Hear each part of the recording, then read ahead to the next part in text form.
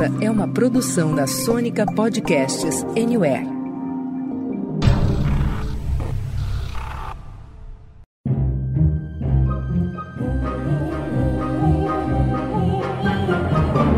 Senta, que lá vem spoiler.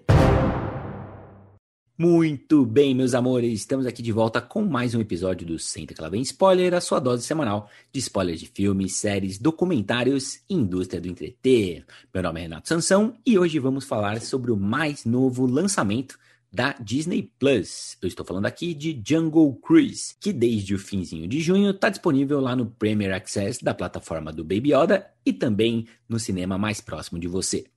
E para me acompanhar nesse cruzeiro no meio da selva, trago aqui a rainha dos festivais cinematográficos e aventureira do Cerrado brasileiro, Rafaela Gomes. Welcome to the jungle, Rafinha. Fala, pessoal. Muito feliz de estar aqui conversando com vocês sobre esse filme que me rendeu umas boas risadas. Me diverti bastante e ainda tive esse privilégio de Deus de entrevistar a Emily Blunt e o Dwayne Johnson.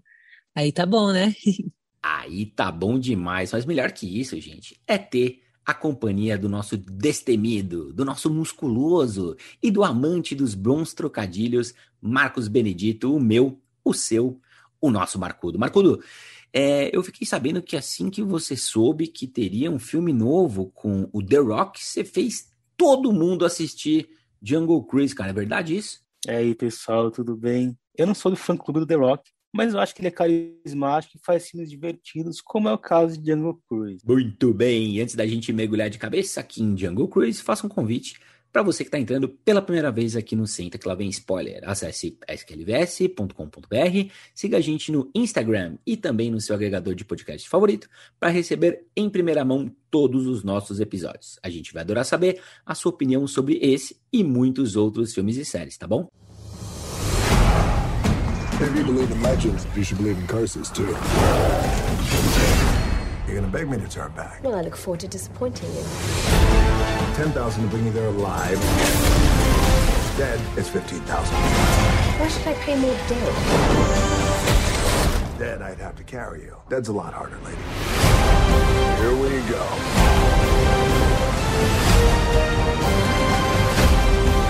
Oh, God, sorry, Frank. Sorry, strong form. I cannot swim. You booked a river cruise and you can't swim? The price just went up.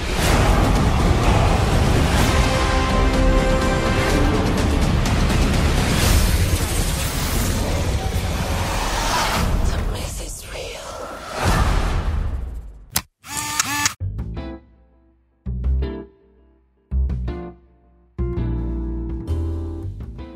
Muito bom, molecada. Olha, o babado é o seguinte. Frank Wolf, capitão do barco L'Aguila, é contratado pela doutora Lily Houghton e seu irmão para levá-los numa missão pelas densas florestas amazônicas com a intenção de encontrar o quê? Uma misteriosa árvore com poderes de cura que poderá transformar o futuro da medicina e também da humanidade. No caminho, eles viverão muitos perigos, enfrentarão animais selvagens e até mesmo forças sobrenaturais. Essa é a sinopse bem curtinha aqui do filme, que foi inspirado na atração dos parques da Disney que leva a turistada toda num passeio guiado que simula os principais rios da Ásia, da África e também da América do Sul. Tudo isso a bordo, de um barco que replica as embarcações britânicas lá da década de 1930. Junto com os navegantes, o capitão do barco também vai contando histórias curiosas sobre as viagens, olha só. Bom, gente, a direção de Jungle Cruise é do espanhol Jaime Collet Serra, acho que é mais ou menos assim o nome dele, hein? Responsável também pelos bons filmes de suspense e ação Águas Rasas e Sem Escalas, e que será também o diretor, olha lá, de Adão Negro, filme novo da DC, que tem estreia prevista aí para julho de 2022. Queria acrescentar que Adão Negro vai ser protagonizado pelo The Rock também, então essa parceria tá forte. Teremos mais The Rock aí no universo DC, hein, cara? E antes da gente partir para a recepção de público e crítica, validarmos aqui 2 dedinhos de prosa sobre o elenco desse filme, que é muito bom, né, Rafa Gomes? Sansa, hoje eu vou começar pelos coadjuvantes, porque eu tive a oportunidade de bater um papo com os protagonistas e quero dividir um pouquinho com vocês como foi essa experiência. No elenco de apoio, nós temos bons nomes como o onipresente Jesse Plemons, lá de Judas e o Messias Negro, Breaking Bad e Estou Pensando em Acabar com Tudo, da Netflix, como o caricato e divertido vilão Príncipe Joaquim, eu acho que é assim que fala, né? Porque ele até corrige a pronúncia no filme, né? Temos também o Edgar Ramírez, de The Undoing e American Crime Story, no papel do conquistador espanhol Aguirre. Temos ainda o inglês Jack Whitehall, das séries Bad Education e Bounty Hunters, que vive o irmão mais novo e atrapalhado da protagonista. E temos, por fim, a super versátil Emily Blunt e o queridinho de Hollywood Dwayne Johnson como a doutora Lily Houghton e o capitão Frank Wolf. São justamente eles os encarregados de desbravar a selva amazônica para buscar esse misterioso antídoto que pode curar a humanidade.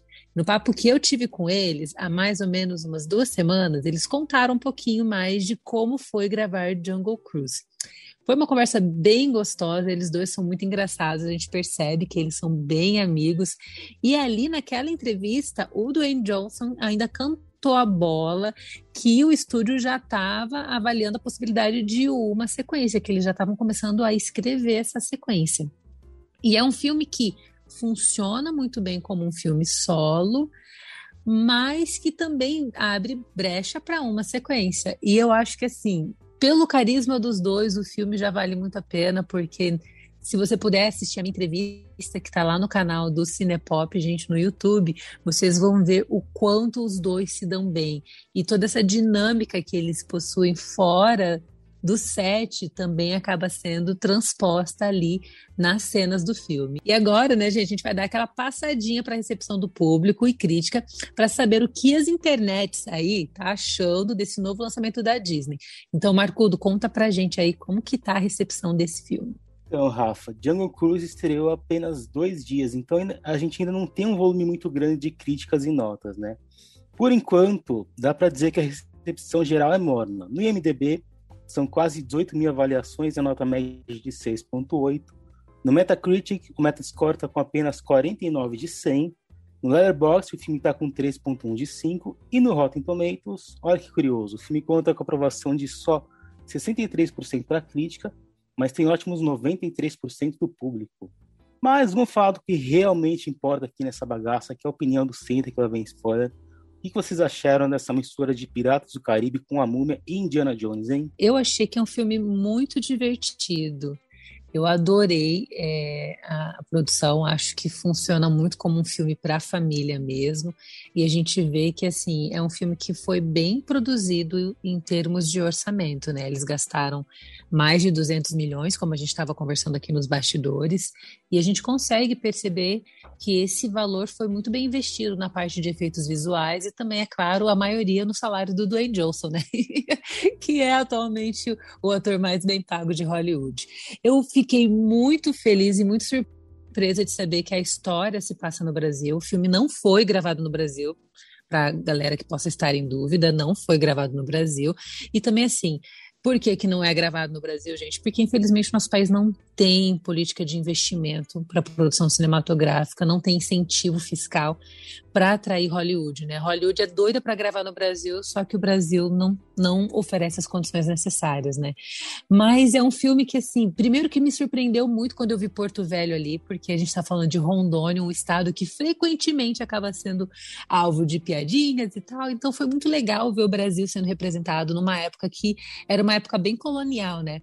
E é um filme que é gostoso de assistir, a gente tem um pouquinho ali do português sendo salpicado em algumas falas do Dwayne Johnson, mas eles tentaram trazer um pouco desse Brasil de outrora aqui em algumas cenas, principalmente na construção do design de produção do filme. E no final das contas é um filme sobre aventura. Fazia tempo que a gente não tinha uma produção familiar aventureira desse tipo. A Disney já tinha um tempinho que não fazia esse tipo de produção, né? E depois do sucesso da franquia de Piratas do Caribe, que hoje está descansando muito bem, né? Nós não tivemos mais nenhum filme dessa saga. Eu acho que a Disney estava se sentindo um pouco órfã de filmes desse viés, sabe? A gente estava falando aqui mais cedo, né, gente? Que tem o filme bom que é bom, né? Tem um filme que é bom, mas é ruim. Tem um filme que é ruim, mas é bom. E tem um filme que é ruim e é ruim mesmo, né? Pra mim, o Jungle Cruise, ele é o típico filme que é ruim, mas é bom, né? Porque é um filminho, pra mim, assim, a Rafa Gomes estava falando pra gente que ele é um clássico Disney, né? Entra ali na gavetinha dos clássicos da Disney. Pra mim, ele soa como um filme B da Disney, né? Que poderia tranquilamente estar disponível no catálogo da Disney Plus, sem ter que pagar R$70 pra assisti-lo. Mas é um filme B bacana, cara. É uma sessão da tarde gostosa, né? São 2 horinhas que pra mim nem foram assim tão arrastadas, passaram até que rápido, mas ainda assim é um filme B, né? Tem aquele quê de história genérica, né? O Marcudo falou aqui dos Piratas do Caribe, Indiana Jones e a Múmia. Sim, faz sentido, mas é um derivado deles, né? Não é algo que possa estar nivelado com eles. Eu até colocaria Jumanji aí nessa lista de filmes que esse Jungle Cruise remete. Eu gosto muito dessa história do Jungle Cruise partir de uma atração dos parques da Disney, cara. Acho isso legal, acho criativo, eu acho que tem boas ideias ali no filme e os valores de produção são bem interessantes, cara. Os efeitos visuais chamam bastante atenção. E você, Marcudo, o que você achou aí do nosso Jungle Cruise, que não tem o Tom Cruise, hein? Eu comentei com o pessoal depois que eu assisti o filme, que parecia que eu tinha acabado de assistir o Piratas do Caribe Amazônia. Porque eu acho impressionante o tanto de semelhanças, né? O Frank, do The Rock, o Jack Sparrow, do Johnny Depp, são 2 espertalhões, capitães de barco, que sabem fazer acrobacias, assim, até umas acrobacias que são parecidas, tem embarcações inimigas se enfrentando, tem até maldição que parece que deram Ctrl+C em Piratas do Caribe, Ctrl+V em Jungle Cruise. Então, a trama é muito parecida com o que a gente já viu. O que diferencia os dois é o cenário, né? Jungle Cruise se passa no Brasil, e aí eu vou discordar da Rafa, acho que o filme é cascateiro. Primeiro pelo casting, acho que não custava nada para Disney, apesar de não ter gravado no Brasil, ter contratado uns atores brasileiros, ainda mais uns figurantes brasileiros, para ficarem falando português de fundo. A gente quase não ouve português nesse filme. Do elenco principal, eu só lembro de um Obrigado, da Emily Blunt, e um Abre a Janela, que o The Rock fala no começo do filme. Tirando isso... Abre a janela. Tirando isso, só tem gente falando inglês, tem bicho de estimação com nome espanhol, mas a moeda é real, né? Em 1916, vai entender. Mas assim, mesmo sendo essa releitura de Piratas do Caribe com essas cascatas, eu ainda acho que o Jungle Cruise é um filme divertido, acho que tem cenas de ações legais e bem feitas, acho que o elenco é ótimo, apesar de algumas questões problemáticas, e o filme faz um trabalho forte, né, de valorização feminina, e eu acho que deve conseguir divertir a maioria dos públicos, apesar de ter um lado um tanto violento e não ser muito infantil, né? Ô, Rafa Gomes, você que é mais insider do que eu e o Marcudo aqui, você acha que esse monte de cascata que tem, de se passar no Brasil, mas só se falar em espanhol, né, da moeda ser o real lá no começo do século, enfim, é proposital? Assim, faz parte da galhofa ou é uma bola fora gigantesca? O que você acha? Particularmente, acho que foi um bola fora, viu? Eu acho que faltou um pouco de pesquisa ali nesse sentido. Por que eu falo isso? Porque, assim, quem assistir a minha entrevista com o Dwayne Johnson e a Emily Blunt vai perceber uma gafe terrível que a Emily Blunt cometeu, entendeu? Quando eu fiz a minha primeira pergunta sobre os dois falarem português, se eles haviam aprendido a falar português ou não, o Dwayne Johnson corretamente falou: eu sei falar um pouco de português, meu português é bom, porque eu já fui várias vezes para o Brasil. E a Emily Blunt fala: então mostra aí para os brasileiros como é que se fala brasileiro. Ela não falou nem fala português, ela falou brasileiro, que tipo assim, é um erro que eu já vi ser cometido muitas vezes na época que eu fiz intercâmbio nos Estados Unidos. Muita gente achava que no Brasil se falava brasileiro e não português, entendeu? O que para mim é um erro grotesco de história / geografia. E eu acho que o real ali, aquilo doeu no meu ouvido quando eu estava assistindo o filme. Mas eu confesso que eu passei o pano, porque eu falei assim, ok, tudo bem, vou passar o pano para eles, porque a gente está diante de uma ficção em que aqui a floresta amazônica acaba absorvendo seus personagens. Então, dentro desse contexto, eu passei esse pano, mas eu acho que ali foi realmente um erro grotesco. Não acho que foi uma galhofa, não. Eu acho que foi mais para, isso aqui é o Brasil mesmo, tá vendo? Real, Brasil, uma associação mais direta, mas sei lá, ficou feio. E a velha mania, né, cara, de Hollywood, da Disney, de vários estúdios, de fazer um baita do merge, né? De tudo que tem do México para baixo. E aí a gente fala essa coisa meio portunhol, né? A galera nem tinha cara de brasileiro, cara. Para passar no Brasil, para ser em Rondônia, eu não vi nada de Brasil. Eu vi umas palavras soltas ali. E eu assisti a entrevista da Rafa Gomes. Quando ela fala se eles conhecem alguma palavra em português, se eles falam alguma coisa, um olha pra cara do outro, eles ficam meio sem graça e falam obrigado. Pô, cara, você não veio várias vezes pro Brasil? Tudo que você sabe falar é obrigado? Bom, gente, seguindo aqui com a pautinha, né? O Jungle Cruise, ele chama a nossa atenção por ser baseado, né, numa atração dos parques da Disney, que eu falei há pouco, que existe há mais de 60 anos, olha só. E que talvez por isso, né, traga aqui traços nostálgicos de produções como Indiana Jones e o Piratas do Caribe, como o Marcudo falou no comecinho. Vocês também sentiram um pouquinho dessa aura anos 90? Mas eu queria falar um pouquinho sobre a reconstrução também de 1916, que eu acho que até ficou legal, principalmente naquelas cenas externas de Londres. No Brasil eles ficam quase o tempo todo na selva, né? Apesar de alguns momentos que eles estão no Rio, fica bem nítido que tem tela verde. Eu acho que é bem feito e até pelos 200 milhões que eles gastaram, teria sido interessante a gente assistir numa tela de cinema. Mas eu acho que esse filme sofre de uma questão que todos os filmes que tem essa ambientação sofrem, né? Os cenários são todos muito parecidos e uma hora acaba ficando meio cansativo. Então eu queria aproveitar aqui rapidinho para recomendar um outro filme sobre as primeiras explorações da Amazônia, que em alguns momentos Jungle Cruise me lembrou bastante, especialmente a fotografia à noite, contrastando o escuro da selva com o dourado do fogo, que é Z, A Cidade Perdida, um filme de 2016 do James Gray, que é um diretor muito bom. Legal, Marcudo. Até hoje eu não assisti esse filme, eu quero muito ver, eu vou até procurar para ver onde que ele está disponível para poder assistir. E essa questão da fotografia do filme foi uma das coisas que eu mais gostei. Eu gostei do visual lúdico e simbólico que eles trouxeram para a floresta amazônica. Em alguns momentos, a floresta amazônica ela tem aquele aspecto um pouco mais assim, mais rústico, mais cru, né, por assim dizer. A gente tem aquela cena da Garganta Profunda, que para mim é uma cena que foi muito bem executada. A Garganta Profunda, ela pega tanto o Brasil, como ela também fica na divisa, né? Então, assim, é uma cena que é muito bem feita, sabe? A cascata, a forma como a água se movimenta. Então, eu acho que é uma cena de ação que, em termos de efeitos visuais, não é uma cena fácil de ser feita, principalmente com tanta coisa acontecendo ao mesmo tempo, é muita água, os personagens estão em movimentação muito rápido, e eu gostei demais de como a cena foi feita, e eu gostei também de como eles tentam dar aquele aspecto mais misterioso e mágico para a floresta amazônica. Eu gosto de uma das cenas em que a água está super calma e eles estão percorrendo o rio bem lentamente e a Emily Blunt vai passando a mão pela vegetação e a gente vê aquela vegetação tão linda, tão colorida e quase bucólica. Eu gosto muito daquela cena porque você vê que eles tentaram trazer um ar, uma beleza um pouco mais mágica, mais cativante para a floresta amazônica.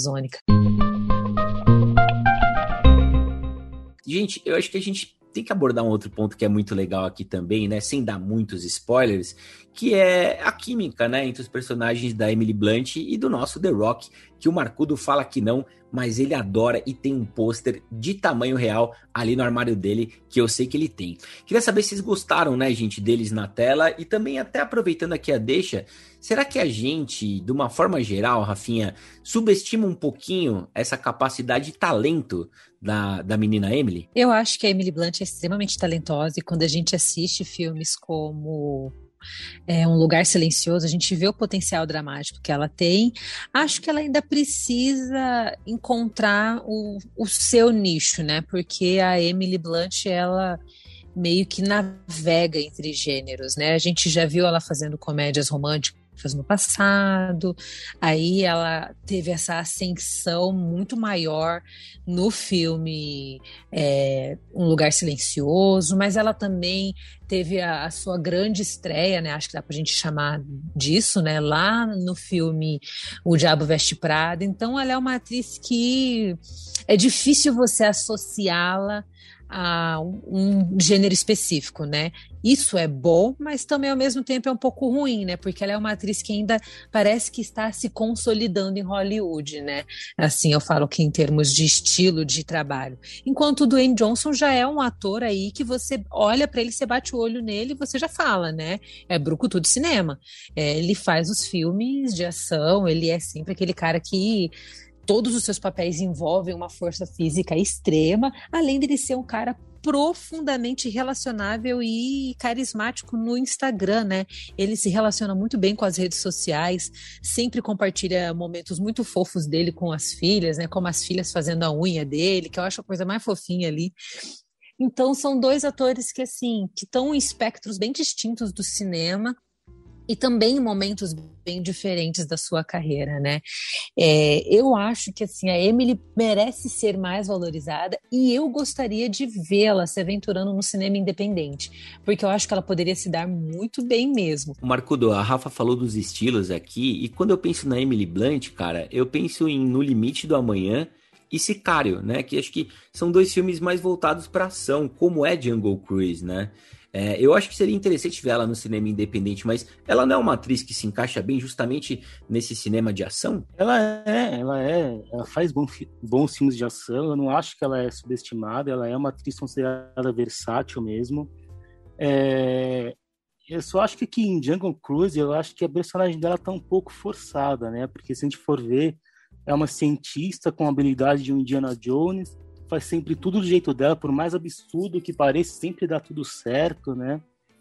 Mas eu acho que ela é boa atriz e realmente seria interessante ver ela no cinema independente. Queria falar um pouco mais sobre o elenco, que eu sabia muito pouco, né? Não sabia quase nada sobre esse filme. A minha única imagem era do The Rock e da Emily Blunt no pôster. Eu fiquei surpreso de ver o Jesse Plemons e até o Paul Giamatti no filme, né? O elenco é muito bom. Os dois principais estão ótimos. O The Rock está no habitat natural dele, né? Que é filme de ação com piadas e ainda mais piadas extras nesse caso. Ele é super carismático, então funciona muito bem. O Giamatti aparece muito pouco. O Aguirre, do Edgar Ramírez, eu acho que podia ser levado do jeito que ele está nesse filme para ser um pirata lá na outra franquia.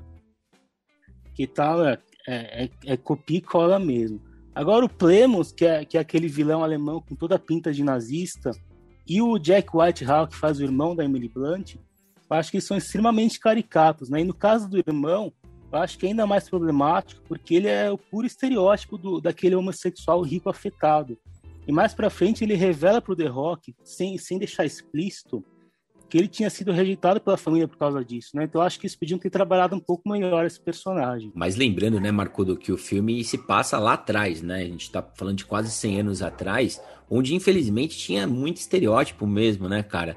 Mas, pô, que legal se lembrar aí do Paul Giamatti. Eu vi ele na tela e falei assim, será que é o Paul Giamatti ou alguém muito parecido? Porque ele é muito bom pra ficar 2 minutos em tela só, né, cara? E eu gostei, cara, do Jesse Plemons, velho, desse vilão alemão canastrão, né, velho, mas muito canastrão. Eu acho que o Jesse Plemons, tudo que ele faz muito bem, cara. Eu acho que versatilidade é com ele. Ele faz todos os espectros imagináveis de filmes e de séries também. E eu me diverti muito com o vilão dele falando aquele alemão todo torto, enfim, tentando traduzir algumas coisas. Achei muito bacana. Mas em relação à química entre os dois, cara, eu concordo, velho. Eles têm muita química mesmo. Eu não sou tão fã quanto o Marcudo do The Rock, mas aqui ele tá gostoso de ver na tela, como diria a Miloca. E a Emily Blunt, velho, eu sempre gostei muito dela, cara. Eu acho ela muito bonita, acho que é uma atriz muito, muito linda, e talvez essa beleza impeça ela de entrar em alguns tipos de papel. Então ela teria que se desconstruir, né? Como já fez, por exemplo, a Charlize Theron, né? Ou Theron, não sei como é que fala sobre o nome dela, que ela até ficou muito feia, né? Para fazer o papel que rendeu para ela um Oscar, né? Então acho que a Emily Blunt teria que explorar novos lados.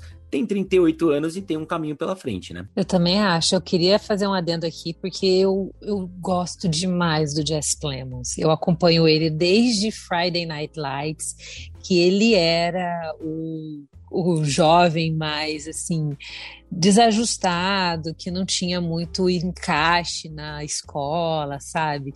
E ele, assim, ele tem traços faciais raciais que não colocam ele no cânone de galã de cinema, né? Então, assim, e a gente sabe que Hollywood é muito cruel com atores que não se encaixam dentro dos padrões de beleza.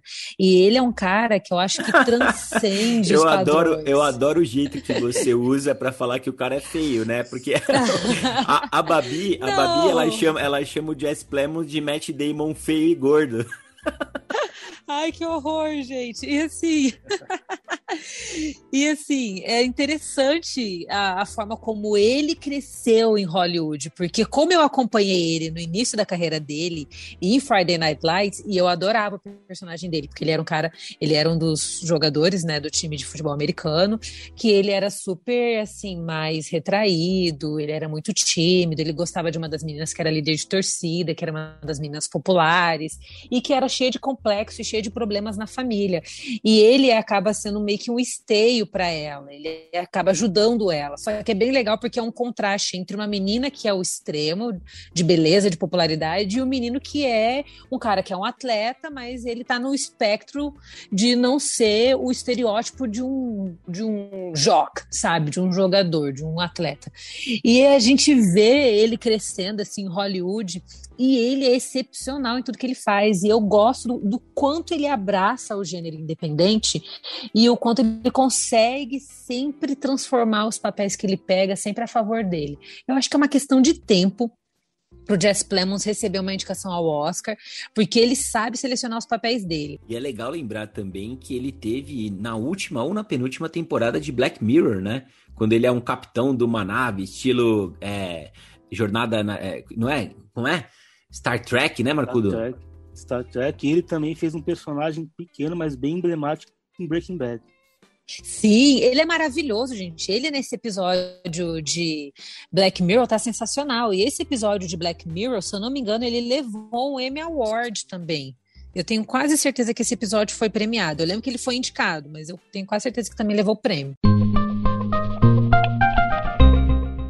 Vamos para as notinhas, minha gente. Vamos lá, de 0 a 100, quero saber quantas poltronas amarelas vocês dão para Jungle Cruise, que curiosamente não teve seu nome abrasileirado, né? Cruzeiro pela Selva. Como é que seria, Rafa Gomes? Olha, eu confesso que eu nem sei como que seria uma tradução desse nome, mas eu glorifico a Deus por eles não terem feito isso, porque eu acho que descaracterizaria muito o filme, que nem fizeram com John Wick lá, que o primeiro filme ficou como De Volta ao Jogo. Só que aí o personagem fez tanto sucesso que tiveram que mudar o nome do filme depois, né? Não sei se vocês se lembram disso. E se tratando de nota, eu me diverti demais com o filme. Eu acho que o que ele propõe, ele cumpre, que é realmente ser uma aventura familiar eletrizante. Tem suas falhas, poderia ser um pouco mais curto. Os efeitos visuais têm ali alguns pequenos defeitos, como os meninos comentaram, né? A gente tá falando ali da questão do CGI da onça, né? Mas eu acho que, no todo, é um filme muito gostoso. E eu dou 75 poltronas amarelas. Olha, como eu falei, eu acho que o filme é divertido, tem boas cenas de ação, tem bom elenco, mas não tem uma personalidade própria. Então eu vou dar 62 poltronas amarelas. Bom, eu vou ficar no meio de vocês dois, cara. Eu não gostei tanto quanto a Rafa Gomes gostou, mas eu acho que ele vai um pouquinho além desse genérico esquecível, viu, Marcudo? Eu acho que é um filme, não foi exatamente o que você falou, né? Mas eu acho que é um filme gostosinho de ver, passou super rapidinho, eu me diverti bastante e os trocadilhos são bons, cara. Eu gosto de um trocadilho, eu não vou negar que não. Então eu vou deixar o Jungle Cruise com 69 poltronas amarelas. Muito bem, ficamos aqui com a média de 69 poltronas amarelas para Jungle Cruise. Muito bom, Pimpolhada, vou pedir aqui para vocês rapidinho, praticamente um tweet, um motivo, um incentivo de cada um para quem ainda não viu, ir lá no Premier Access da Disney Plus ou nos cinemas com todos os cuidados, assistir Jungle Cruise. Conta aí pra gente, Marcudo. Eu recomendo pelas cenas de ação, eu acho que no cinema devem ficar bem legais. Concordo totalmente com o Marcudo. Vá pelas cenas de ação, vá pela dinâmica entre o Dwayne Johnson e a Emily Blunt, e também vá porque o filme se passa no Brasil, né? Embora não tenha tantas cenas brasileiras assim. Então é isso aí, minha gente. Lembramos a vocês que todas as semanas tem episódio fresquinho do Senta que Lá Vem Spoiler para você escutar aí. entre uma junket session e outra, como faz a Rafinha, ou se preparando para a naninha enrolado no seu edredom de onça, como faz o nosso Marcudo. Muito obrigado, gente. Valeu, pessoal. E só um adendo aqui. Acabei de checar que Jungle Cruise foi filmado tanto em Atlanta, nos Estados Unidos, como no Havaí. Aí, ó. Pois é, né? Super brasileiro esse filme. Mas é isso aí, pessoal. Valeu e até a próxima. Obrigado, Rafinha. Obrigado, Marcudo. Obrigado você que ouviu a gente até aqui. E obrigado, Cunha, aqui a gravar com a gente. Mas teve um pequeno probleminha. Precisou atender as fãs que estão sempre lá na porta da casa dele em Floripa. Um abraço a todos e até a próxima. Tchau. Beijo grande, assistam, sigam as redes do Senta Que Lá Vem Spoiler e aí escreve o que vocês estão achando. Beijão.